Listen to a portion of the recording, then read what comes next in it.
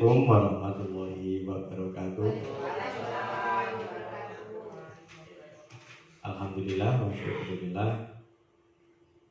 Pada kesempatan siang kali ini kita dapat berkumpul di ruang kelas SDN 1 Bidan Pete dan keadaan sehat walafiat. Kepada yang terhormat Bapak Hartono SPD selaku Kepala SD Negeri 1 Bidan Pete, beserta Bapak Ibu Guru SD Negeri 1 Bidan Pete yang saya hormati. Pada siang hari ini saya akan melaksanakan diseminasi atau seperti pembiasan atau penyebarluasan informasi tentang budaya positif. Jadi di Guru Penggerak atau CGP itu modul yang 14 itu tentang budaya positif. Ya, aksi nyata yang dilakukan yaitu menyebarkan informasi atau menularkan istilah Jawanya tentang budaya positif yang dilaksanakan di sekolah. Untuk pembukaan, mari pertemuan pagi ini kita buka dengan bacaan basmalah bersama-sama. Mari saya antarkan. Bismillahirrahmanirrahim. Bapak Ibu Guru yang saya hormati, pada kesempatan kali ini izinkan saya untuk memberikan pemaparan atau presentasi tentang diseminasi budaya positif.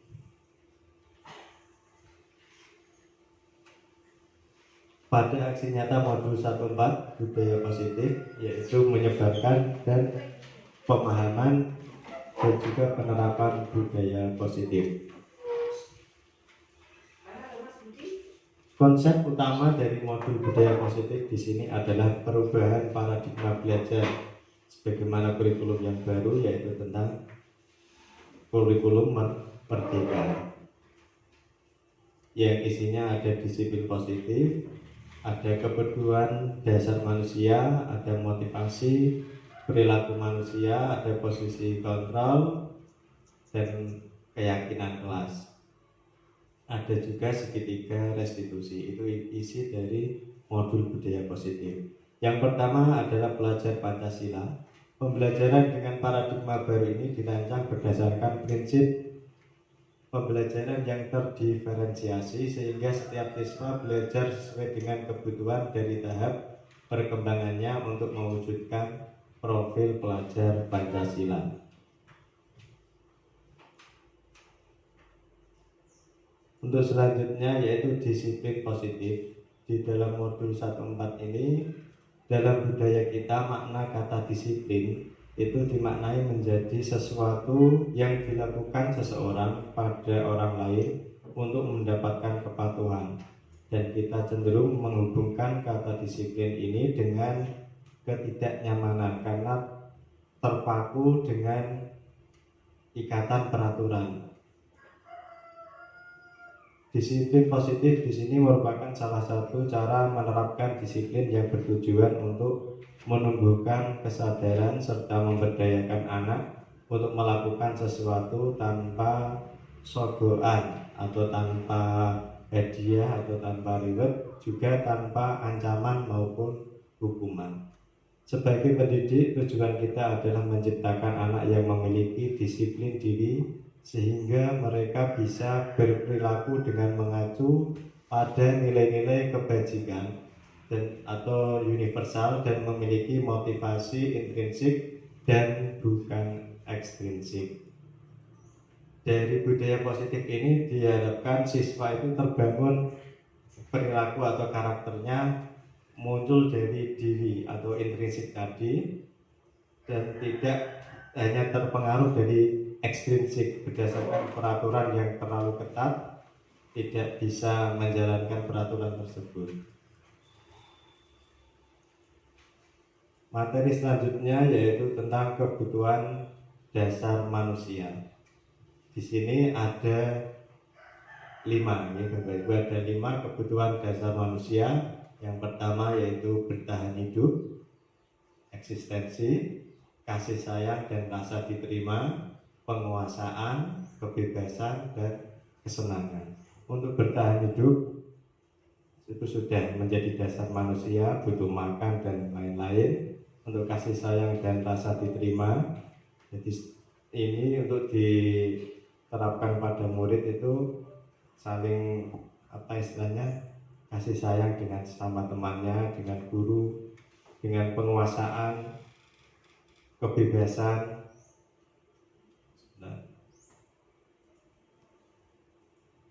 Dan juga kesenangan. Ini kebutuhan dasar manusia. Dari kebutuhan dasar manusia ini nanti kita bisa menciptakan suatu peraturan atau keyakinan kelas yang berpihak pada murid. Jadi intinya nanti di kurikulum Merdeka itu pembelajaran yang berpihak pada murid. Untuk selanjutnya materi motivasi perilaku manusia. Motivasi merupakan dorongan yang timbul pada diri seseorang secara sadar atau tidak sadar untuk melakukan suatu tindakan dengan tujuan tertentu, seperti menghindari ketidaknyamanan dan hukuman. Murid melakukan disiplin karena ia takut dihukum. Ini merupakan motivasi ekstrinsik yang berasal dari luar diri siswa tersebut. Mendapatkan imbalan atau penghargaan. Nah, murid melakukan disiplin karena dia ingin mendapat imbalan dari guru atau imbalan dari setelah dia melaksanakan kegiatannya tadi merupakan motivasi ekstrinsik. Menghargai nilai-nilai kebajikan diri sendiri. Nah, ini murid melakukan disiplin karena memang dia sadar akan nilai kebajikan dirinya. Ini merupakan motivasi intrinsik.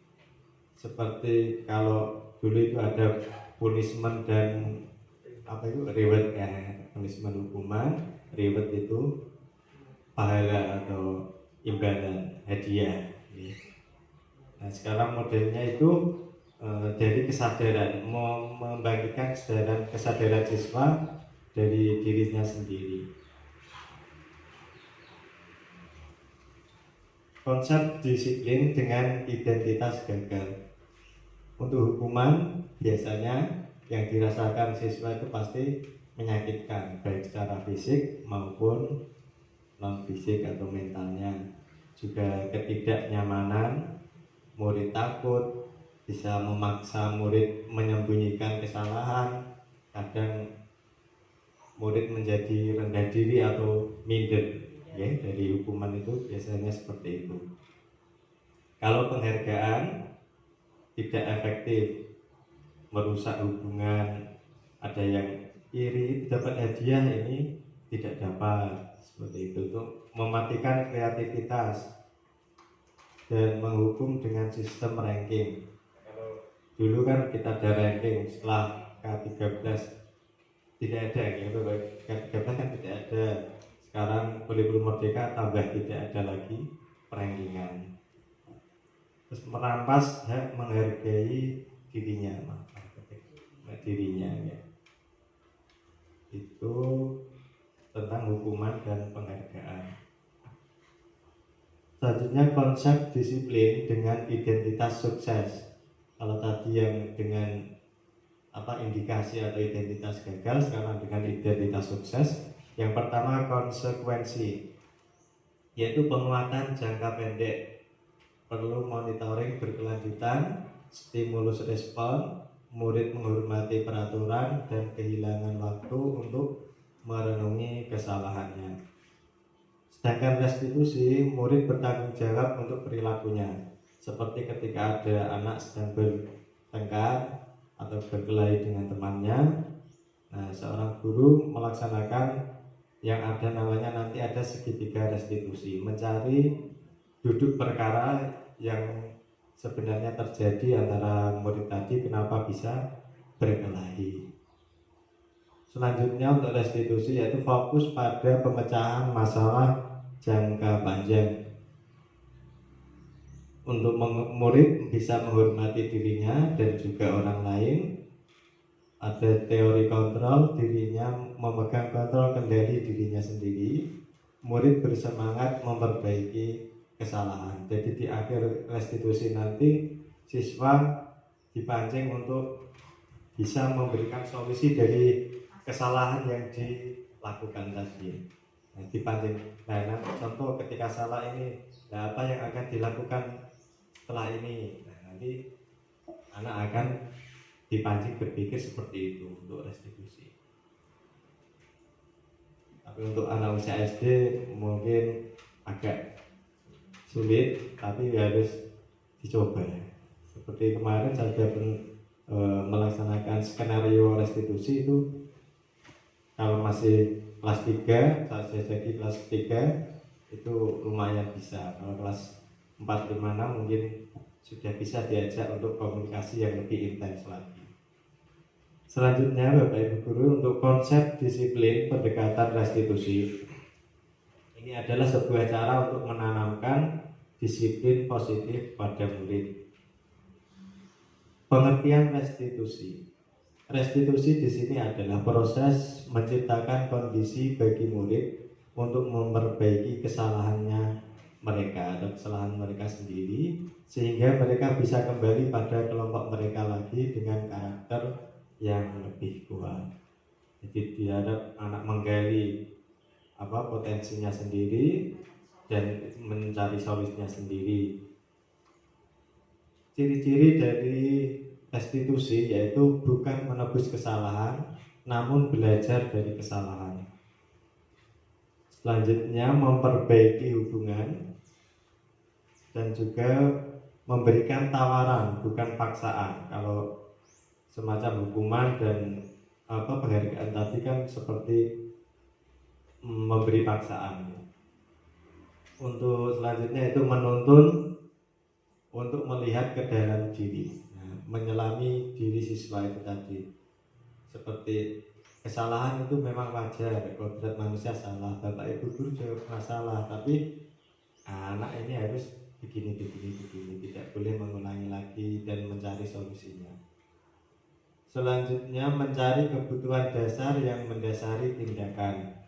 Sebagaimana tadi di awal ada kebutuhan dasar manusia, yaitu ingin dihargai atau kasih sayang tadi, dan juga rasa diterima dengan teman-temannya. Yang selanjutnya fokus pada karakter dan bukan tindakan. Dan selanjutnya menguatkan dan fokus pada solusi dari masalah yang ada tadi. Sekarang perbedaan antara hukuman, konsekuensi, dan juga restitusi. Dari sini bisa kita lihat contoh kasus siswa sering tidak mengerjakan PR. Kalau hukuman, biasanya guru menghukum siswa tersebut. Ada yang kalau zaman ada hormat bendera, atau lari lapangan, atau mungkin guru marah, dan selanjutnya. Ada banyak sekali tentang hukuman. Yang ke konsekuensi, guru memberikan konsekuensi untuk mengerjakan PR-nya tadi saat istirahat, atau disuruh mengerjakan di luar, atau nanti setelah istirahat, tidak istirahat, anak tadi mengerjakan PR-nya lagi sebanyak 3 kali lipat, atau menulis istighfar 1000 kali, umpamanya seperti itu. Yang kedua, guru tegas dan siswa menghormati peraturan, yang konsekuensi. Yang restitusi, ini guru menanyakan keyakinan kelas. Nah, di sini selain ada restitusi, nanti ada keyakinan kelas. Keyakinan kelas itu nanti jabaran dari peraturan kelas.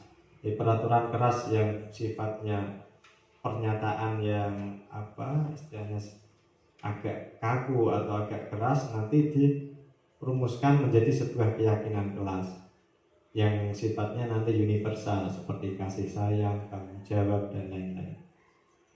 Guru menanyakan keyakinan kelas atau dirinya dan membantu siswa menyelesaikan masalahnya.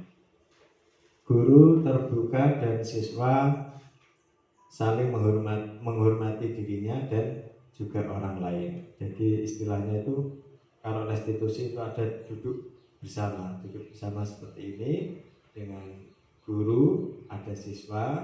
Kalau pelakunya ada 2, nanti gantian atau bisa sekali bertemu didamaikan dan dicari solusinya. Kalau restitusi seperti itu pendekatan dan juga duduk bersama.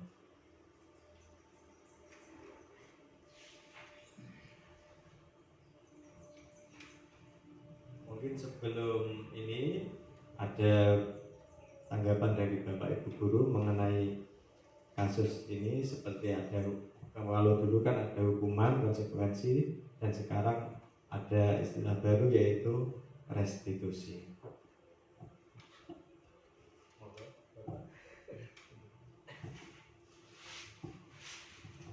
Ya, Assalamualaikum warahmatullahi wabarakatuh.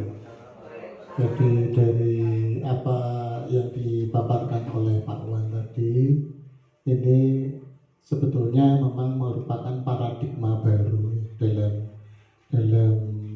dunia pendidikan kita. Mengingat memang yang namanya reward and punishment itu sudah jadi semacam tradisi mendarah, mendaging, dan menular.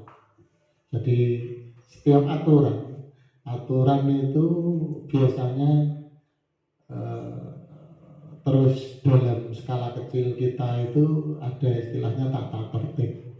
Itu biasanya ada konsekuensi yang harus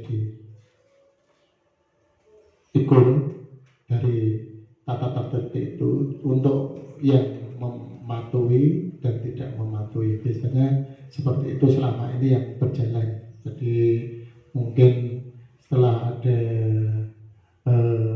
semacam restitusi ini, sebetulnya itu ide untuk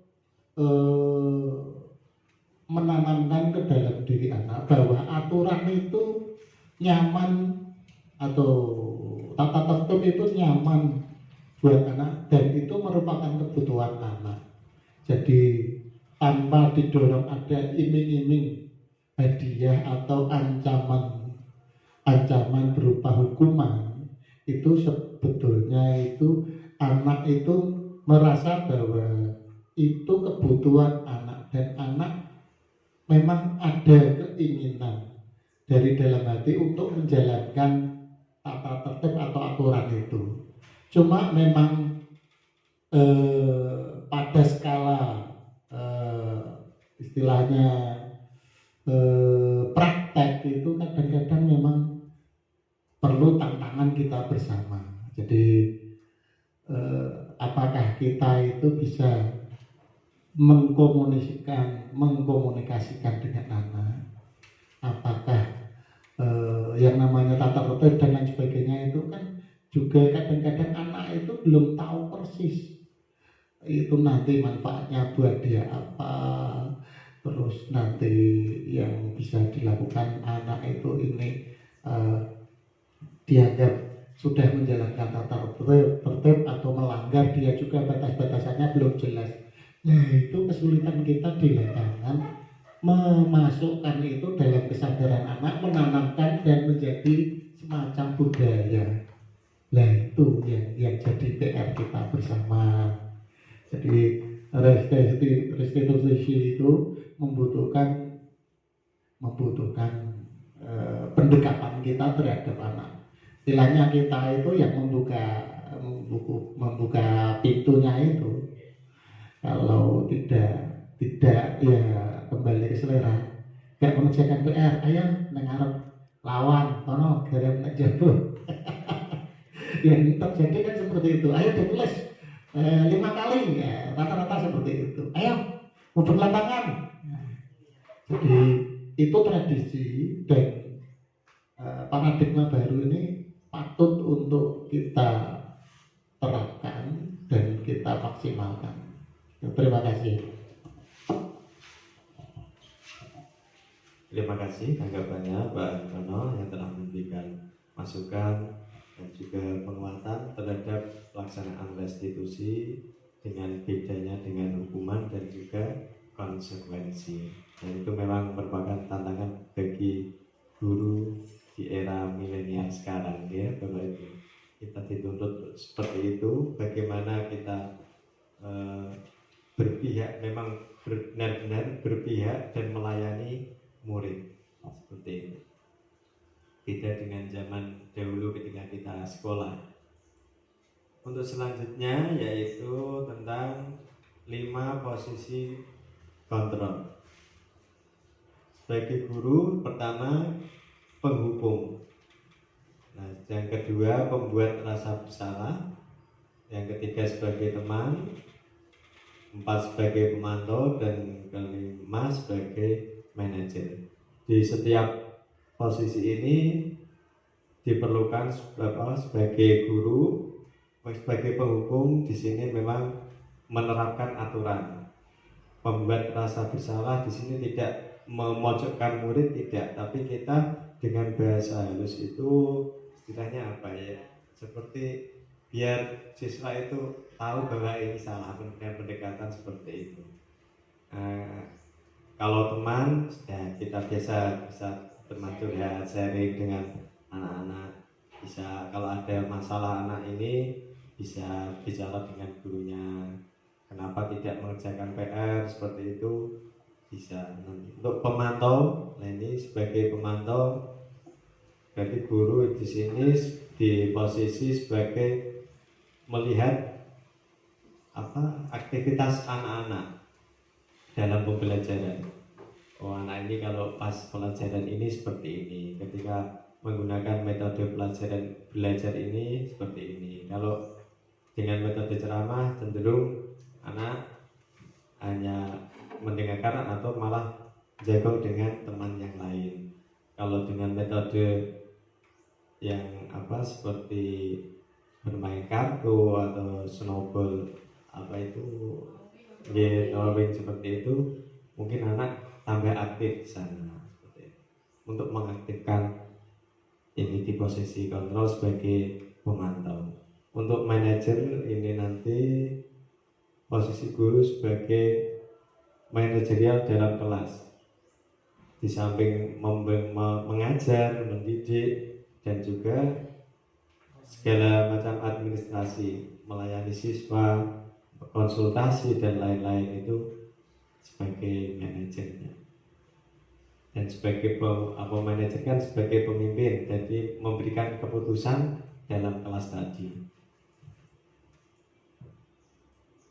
Nah, di sini ada contoh penerapan 5 posisi kontrol. Contoh kasus siswa tidak memakai atribut lengkap saat upacara bendera. Di sini sebagai penghukum bisa kita lihat yaitu mematuhi aturan sekolah, lalu berdiri di depan barisan, biasanya dipanggil. Sini anak yang belum tidak pakai topi, tidak pakai dasi, berdiri di samping tiang bendera, seperti itu kalau posisi penghukum. Untuk kedua, pembuat rasa bersalah, yaitu seperti kalimat, berapa kali Bu Guru harus memberitahu kamu, Bu Guru kecewa sama kamu. Untuk teman, nah ini biasanya seperti mengajak, ayolah yang tertib, buat Bu Guru bangga, atau buat Pak Guru bangga, agar kalian kali ini tidak apa-apa, kamu salah. Untuk pemantau, kamu sudah melanggar peraturan dan konsekuensinya. Kita lihat sebagai anak memahami peraturan kelasnya atau keyakinan kelasnya sejauh mana, nanti kita tanyakan apa yang dilanggar itu apa, kenapa kamu bisa disuruh maju. Nah ini seperti itu. Untuk manajer yaitu apakah kamu tahu kesalahanmu, kira-kira bagaimana kamu akan memperbaiki kesalahan itu. Jadi selain guru itu menanyakan tadi kenapa melanggar, apa kesalahannya, tapi juga menanyakan bagaimana kita akan memperbaiki kesalahan murid tadi. Itu penerapan 5 posisi kontrol sebagai guru. Dan yang diambil di sini daya positif yaitu antara teman, pemantau dan juga manajer. Itu yang perlu ditingkatkan dalam menangani kasus anak seperti itu.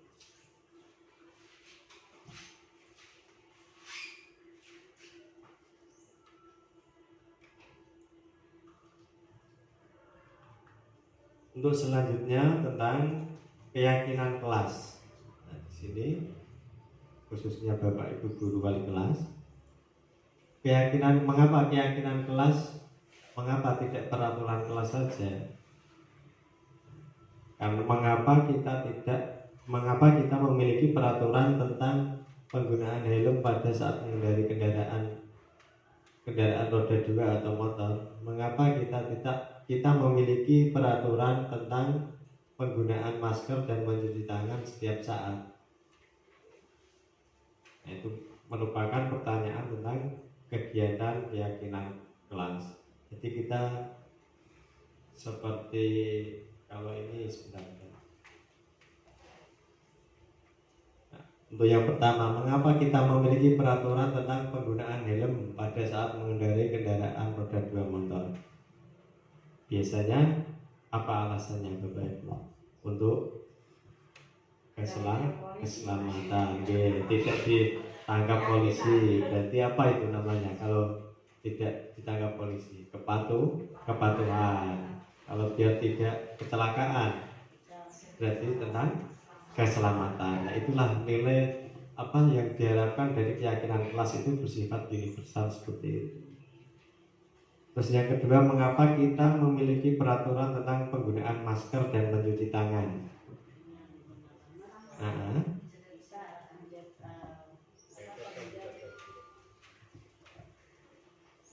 Mungkin ya ini karena ya kita sama-sama belajar dari uraian tadi, mengapa kita memiliki peraturan tentang penggunaan masker.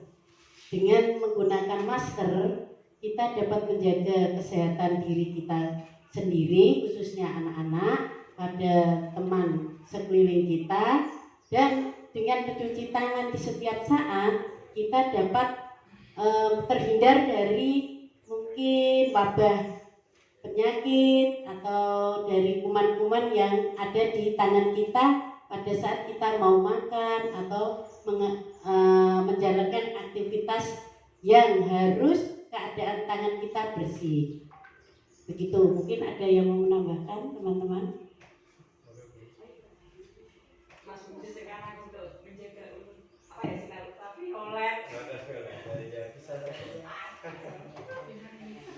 Pakai skincare. Dari pertanyaan ini kan muncul berbagai macam alasan-alasan tadi. Alasan tadi kan nanti disimpulkan menjadi sebuah keyakinan kelas seperti kesehatan, terus keselamatan tadi yang pertama, juga ada tanggung jawab seperti itu. Ya.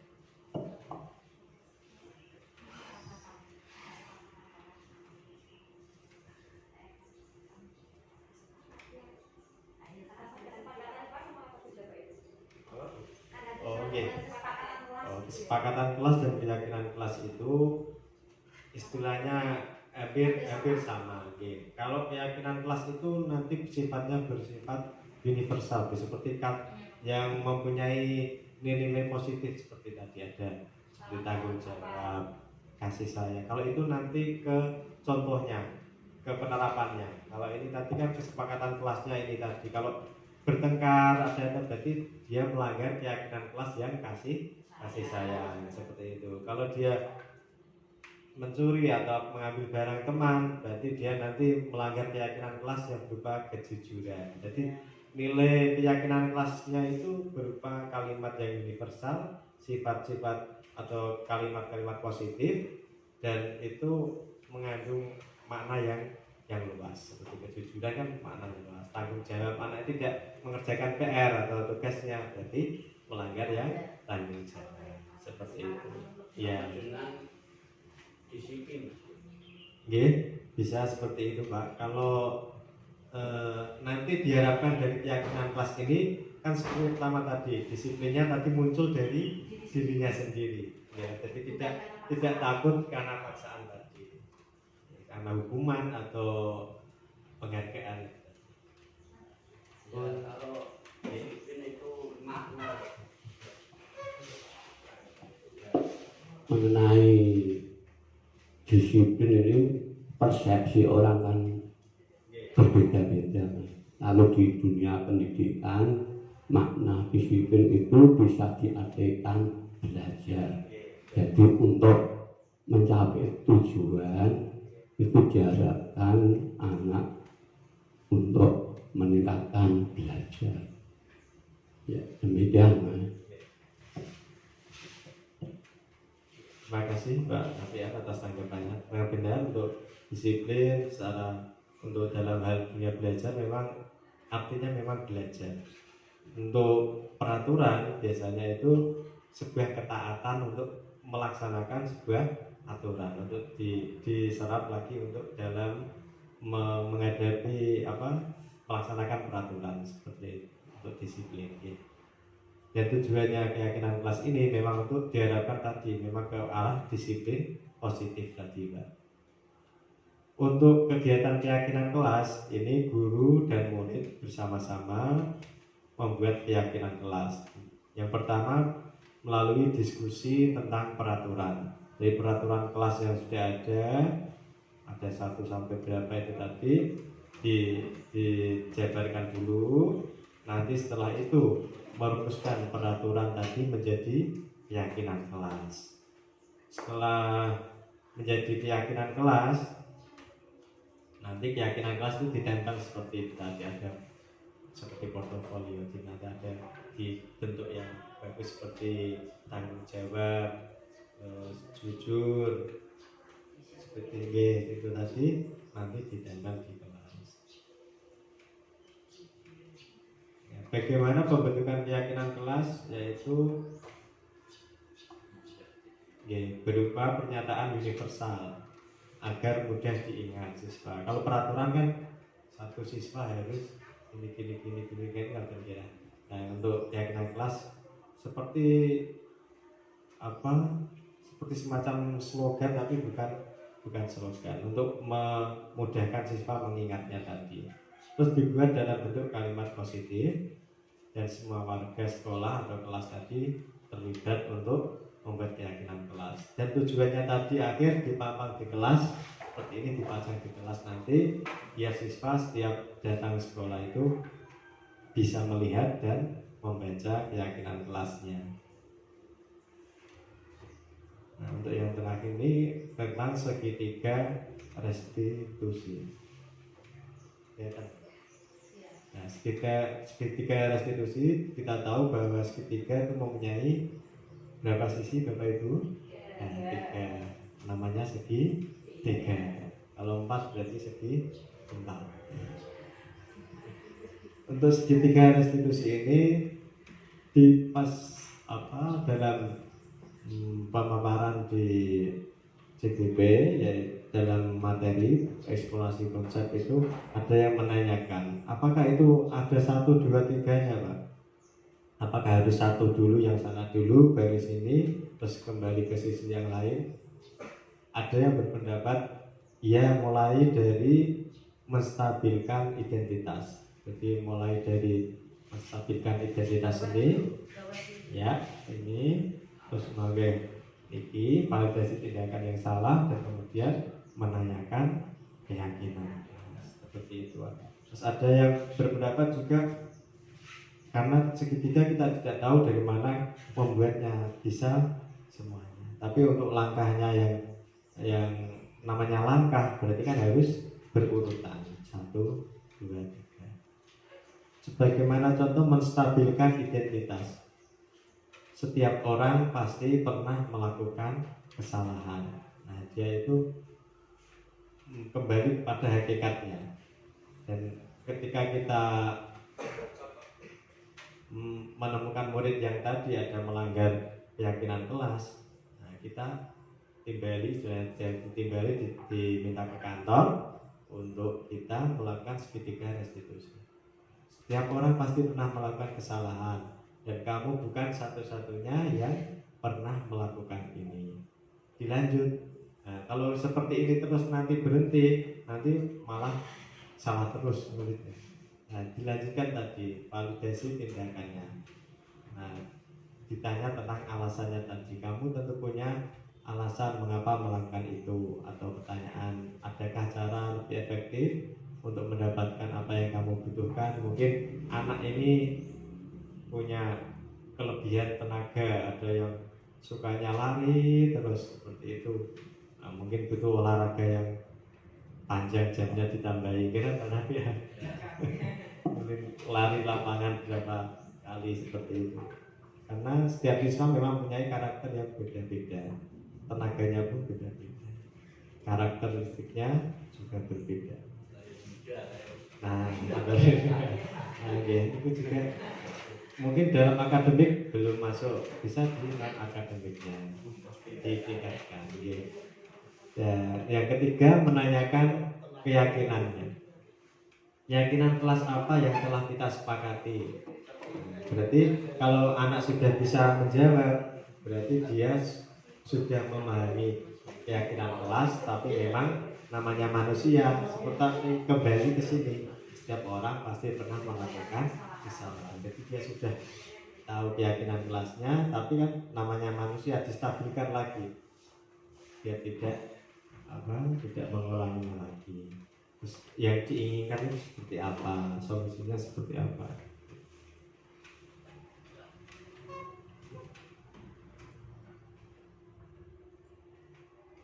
Kata-kata menstabilkan tadi itu tindakannya seperti apa? Tindakan menstabilkan identitas, ya seperti ini Pak. Kita seperti mengembalikan kodrat kita. Kalau di filosofi Ki Hajar Dewantara kan ada kodrat alam, ada kodrat zaman. Nah, kodrat alamnya itu seperti manusia kan memang tempatnya salah, seperti anak melanggar peraturan tadi itu kan melakukan kesalahan. Jadi kita ambil dulu hakikatnya, kita sentuh dulu dia, manusia memang pernah salah, setiap orang pernah ada khilafnya, apa sengaja ataupun tidak, seperti itu. Diajak, caranya itu siswa-siswanya itu distabilkan dulu agar tidak langsung menunjuk kamu salah ini ya, tidak. Ibaratnya seperti tanaman. Kita harus tahu karakter tanah dulu. Betul Pak. Kita menanam. Betul, seperti itu. Terima kasih Pak Nadia. Dan setelah menstabilkan tadi, kita validasi tindakan yang salah. Jadi istilahnya validasi kan memang mencari kevalitan dari tindakan yang dilanggar siswa tadi, Pak. Apa yang kamu lakukan tadi, kenapa yang itu dilakukan? Terus menanyakan keyakinan kelasnya, berarti sesuai tidak dengan keyakinan kelas kita. Kalau lingkupnya ini itu istilahnya lingkup kelas bisa, karena itu kan keyakinan kelas.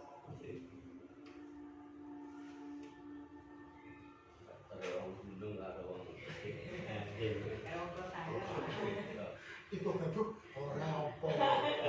Seperti itu nanti.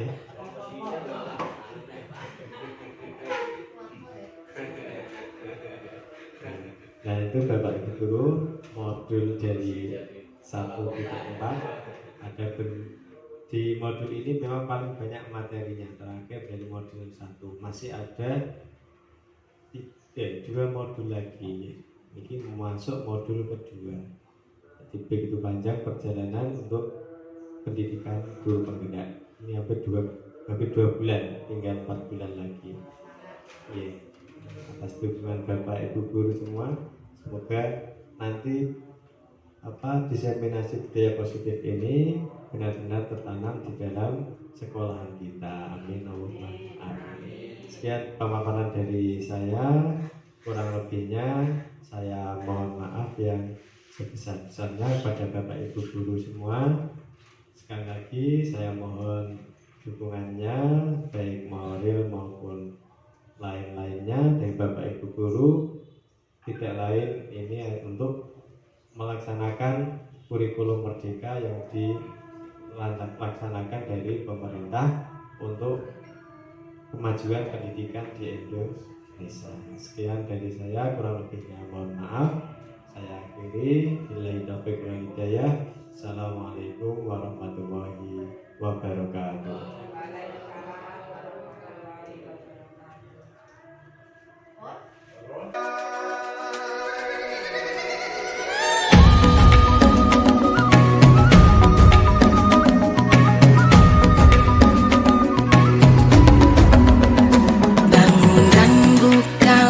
matamu, saatnya meraih mimpimu, arahkan pandangan ke depan. Selamat pagi Mbak Elia. Mbak Elia tahu kan ini hari apa? Hari Kamis. Hari Kamis. Mbak Elia tahu kalau setiap hari Kamis kelas kita mengadakan apa? Sholat Iya. Tadi kenapa Pak Guru lihat Mbak Elia tidak ikut? karena saya lupa bawa kenapa? Oh, kenapa kok bisa lupa tadi?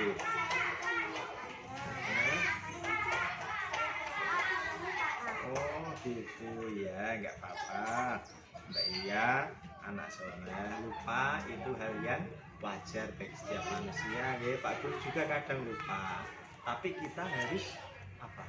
Mempersiapkan lebih matang lagi agar ketika kita belajar ke sekolah tidak ada yang ketinggalan. Paham ya? Ya. Nah terus apa yang akan Mbak Iya lakukan jika untuk memperbaiki hari ini? Mbak Iya membuat kesalahan kan? Nah, apa yang harus diperbaiki? Saya mau mengganti sholat duha sendiri, Pak. Terus? Saya pinjam makanannya Mbak Esa ya. Oh iya, Mbak Iya mau mengganti sholat duha sendiri dan minjam mungkin temannya. Ya bagus itu. Jadi dengan teman harus saling membantu. Nah selanjutnya Saya mau sholat 4 rakaat. Jadi 2 rakaat lebih banyak dari teman-teman tadi. Saya juga ingat gak menyakin ini keyakinan kelas. yang dulu kita punya tentang disiplin dan perbuatan yang saya tidak sesuai dengan keyakinan kelas. Bagaimana kalau di jam istirahat nanti saya ajak teman-teman untuk berdiskusi tentang pendalaman keyakinan kelas kita, Kak. Nanti saya juga mau minta maaf sama teman-teman karena saya suka melanggar keyakinan kelas kita. Iya, terima kasih, bagus itu anak hebat. Ketika kita melakukan kesalahan, kita harus bisa memperbaiki kesalahan tersebut dan membuat agar kesalahan tersebut tidak terulang lagi. Mbak Iya pintar, bisa mengajak teman-teman untuk kembali mengingat keyakinan dan kesepakatan kelas yang akan dijalankan. Terima kasih Mbak Iya. Semoga Mbak Iya jadi anak yang solihah dan jangan lupa lagi ya. Ya, terima kasih. Kita kembali ke kelas. Ayo. Ya.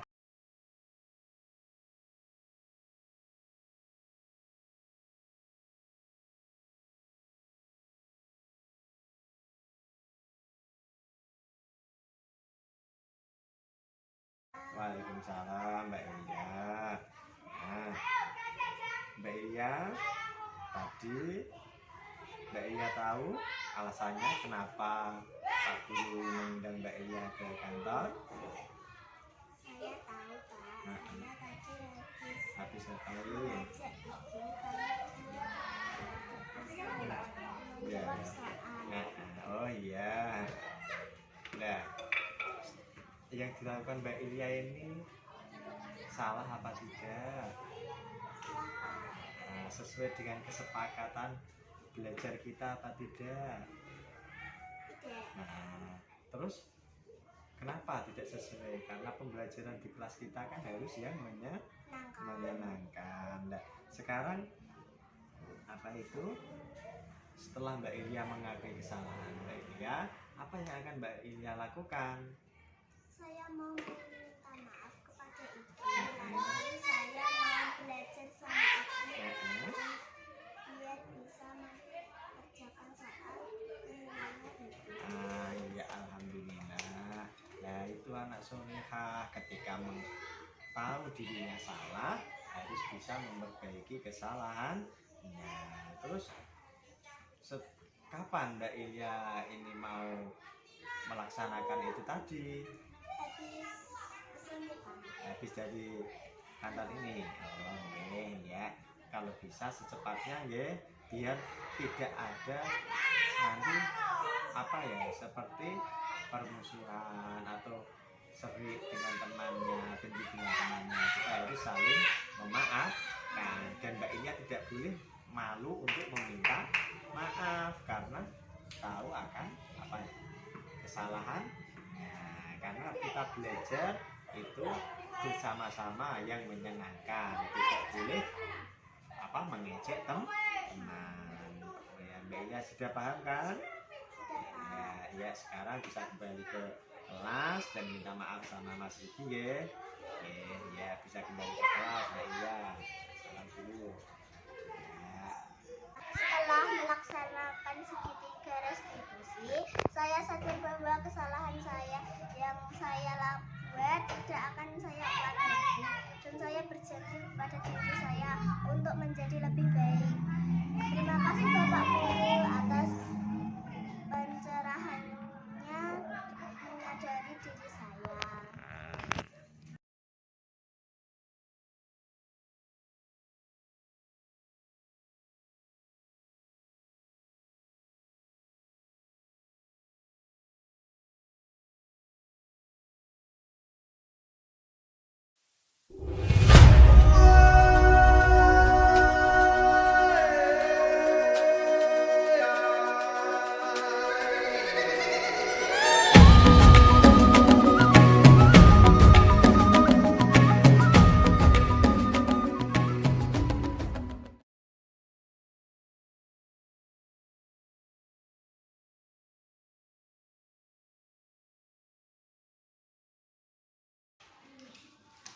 Assalamualaikum warahmatullahi wabarakatuh. Waalaikumsalam warahmatullahi wabarakatuh. Selamat pagi anak-anak. Selamat pagi. Masih semangat? Masih. Bagaimana semangat pagi? Bagaimana semangat pagi? Tepuk semangat.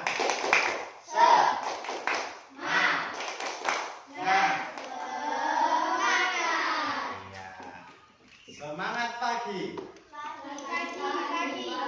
Ya, sekarang kita akan belajar membentuk sebuah keyakinan. Kalau kita di kelas berarti keyakinan kelas. Oke. Keyakinan kelas itu apa, Pak? Keyakinan kelas itu turunan dari sebuah peraturan. Kita buat menjadi sebuah kalimat yang universal, kalimat yang pendek tapi maknanya sangat luas dan akan masuk di dalam hati kita untuk kita patuhi secara sadar diri, secara penuh kesadaran. Itu namanya keyakinan kelas. Contoh peraturan kelas kita di sini ada. Setiap hari pelajaran dimulai pukul 7 kecuali hari Jumat atau Senin setengah 8 karena ada upacara dan ada senam. Oke, kalau berdoa kan kita sebelum masuk, ya enggak? Apa keyakinan kelas yang ada pada situ? Datang tepat waktu itu apa? Disiplin. Kita dapat satu. Disiplin. Peraturan yang kedua, 5 menit sudah sampai di pelajaran bisa, 5 menit sudah masuk boleh. Setelah itu berdoa. Dan berdoa apa kira-kira keyakinan kelas ini? Berdoa.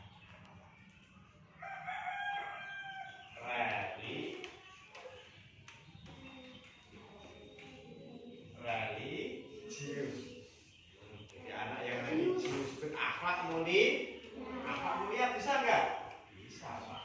Akhlak mulia.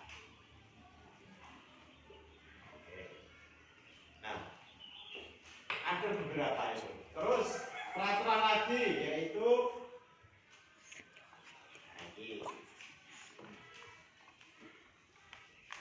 hormat dan patuh pada bapak ibu guru. Berarti apa? Menghormati.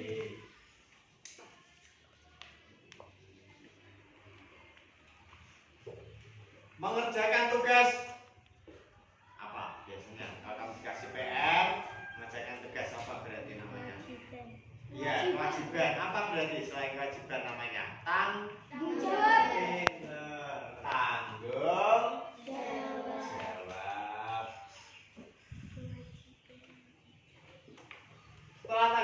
dalam kamu melaksanakan tugas tadi bagaimana, Cak? Nah, iki yang satu apa itu namanya? Nah, berarti kalau menyontek kita harus mengerjakannya bagaimana? Nih? Tidak boleh menyontek. Sendiri apa berarti? Mandiri.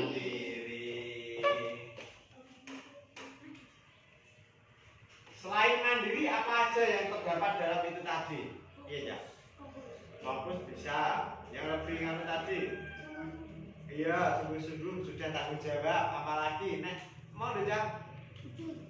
Pinter. Kan gak niron. Berarti kamu jujur dengan dirinya, dengan gurunya. Oke?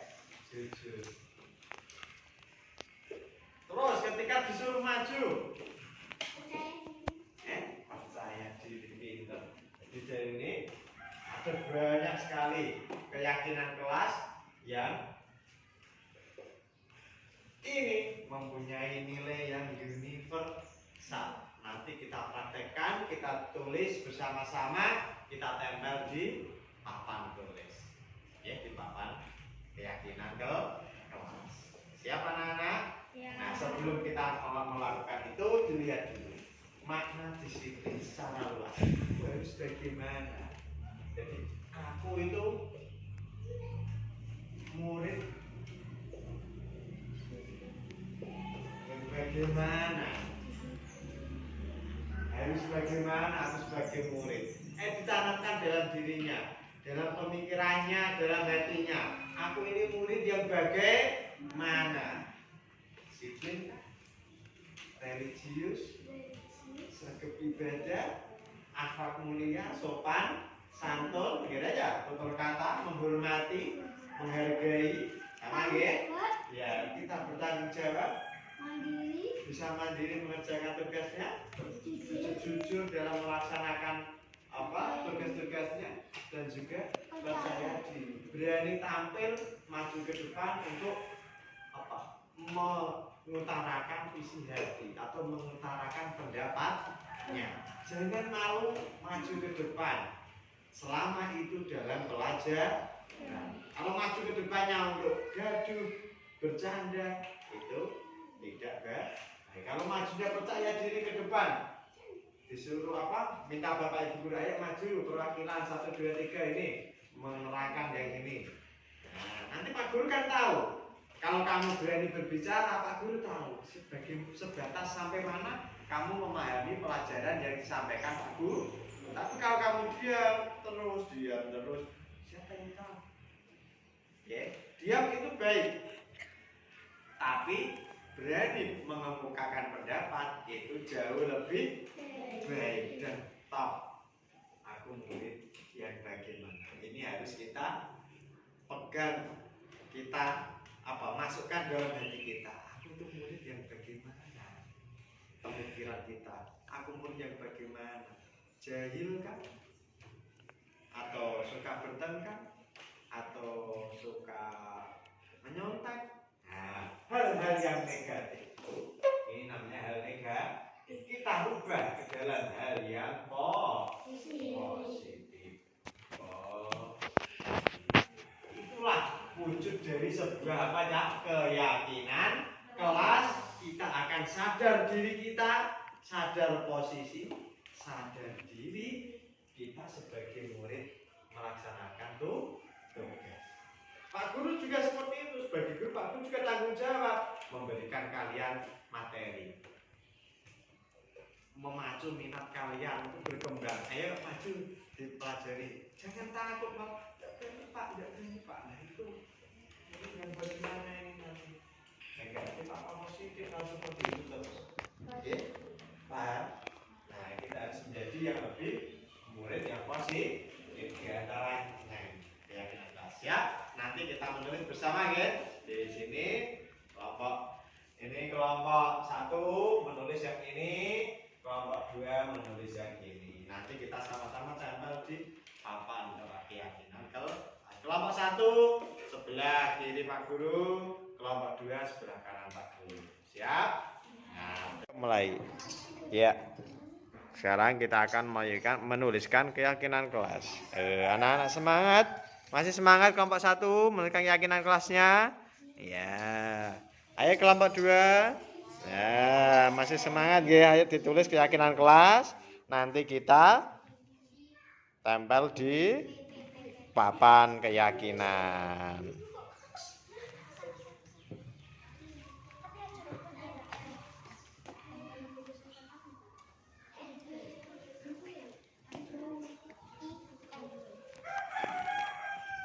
Ayo, ya pinter, yaitu sambil berdiskusi sambil melihat catatannya. Kelompok 1 mendapat yang mana? Kelompok 2 dapat yang mana? Ya, nah, yang bagus dia sih tulisannya ya. Ya, sip, terima kasih.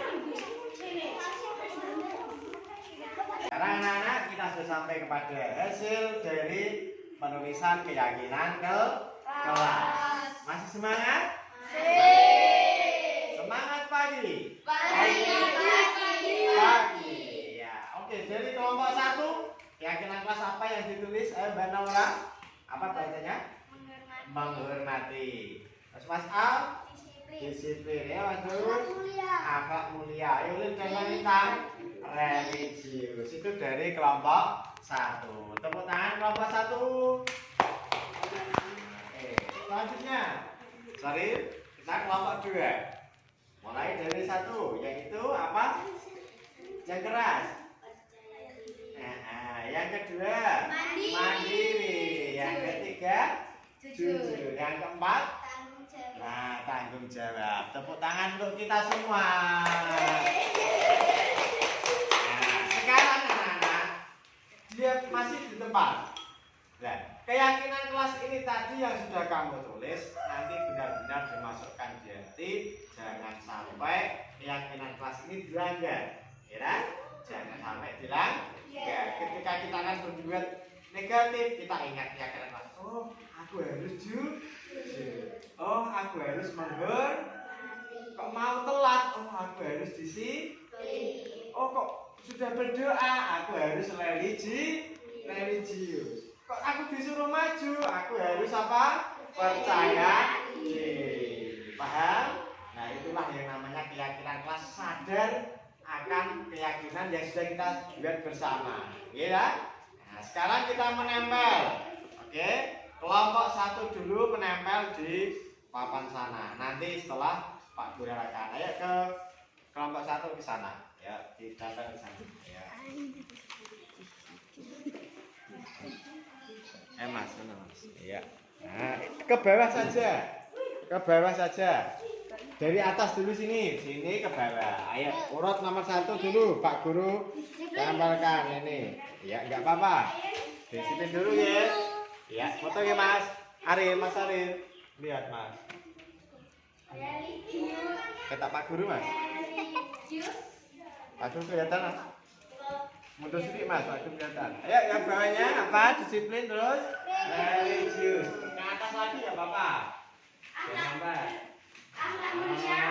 Terus. Akhlak mulia. Menghormati. Ya, sudah. Akhlak mulia. Terus, selanjutnya.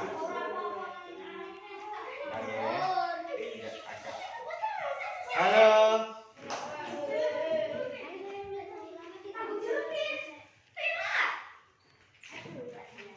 Sudah, kelompok 1 jaga enggak apa-apa. Ayo kelompok 2. Ayo yang kelompok 2. Siap menempelkan di sebelah kanan sini. Ayo sini. Enggak apa-apa ya, Pak Guru bantu di sini. Ya, enggak apa-apa. Ayo. Yang selanjutnya yaitu mandiri. Enggak usah keburu-buru. Dilihat. Oh. Nah, lanjutnya apa itu? Jujur. Di atas lagi, biar nempel. Nah, selanjutnya percaya diri.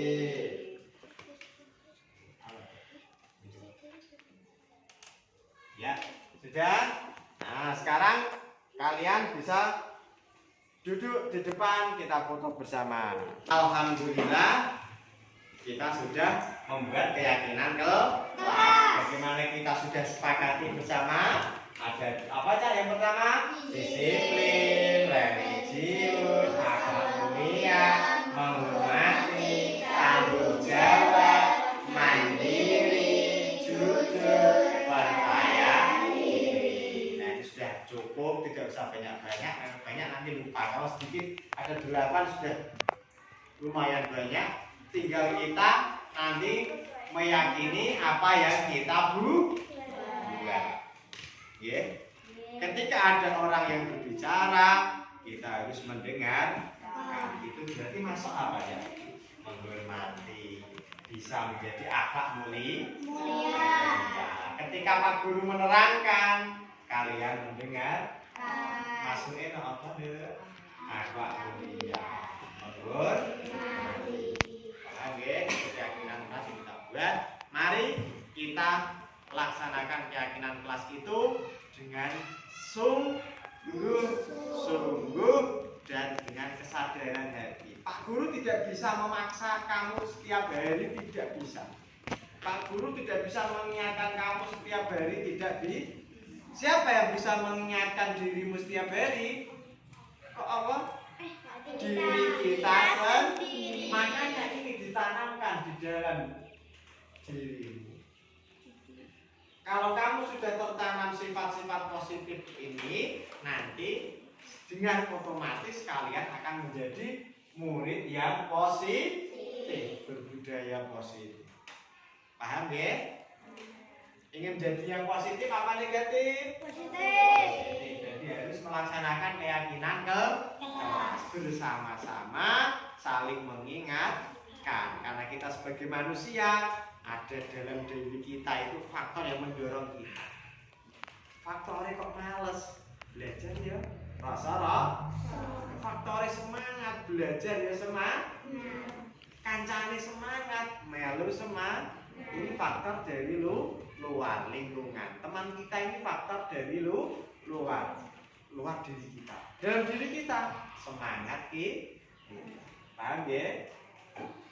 Jangan terbiasa seperti itu. Jadi semangat kita dalam diri kita tingkatkan dulu. Nanti kita bisa mempengaruhi orang lain untuk semangat seperti kita dalam belajar.